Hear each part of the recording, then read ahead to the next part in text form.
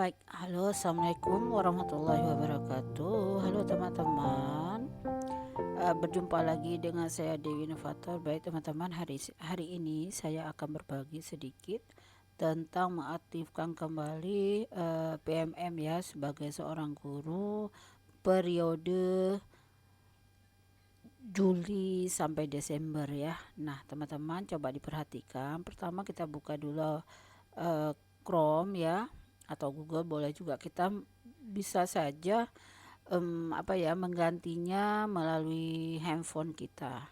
Pertama kita buka dulu akun Merdeka Belajar gurunya, akun PMM-nya.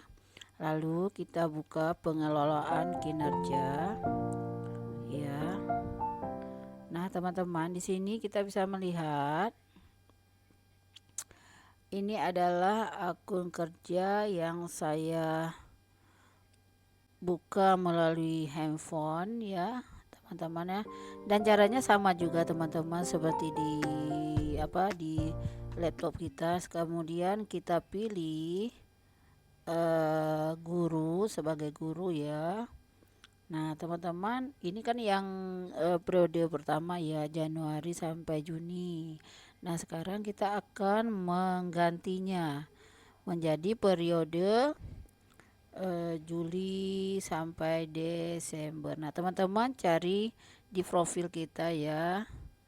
Nah kemudian kita tekan, kemudian ganti periode teman-teman.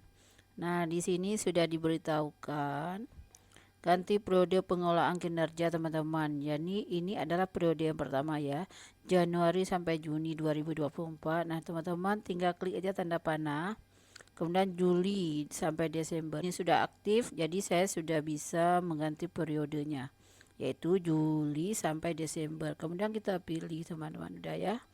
Nah teman-teman, karena udah berubah teman-teman ya,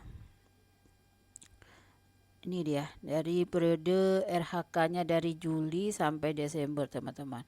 Nah mudah-mudahan teman-teman bisa memahami ya. Baik teman-teman, mungkin ini yang ingin saya sampaikan. Nanti kita akan lanjutkan bagaimana mengisi RHK-nya. Oke teman-teman, ini saja yang dapat kami sampaikan teman-teman.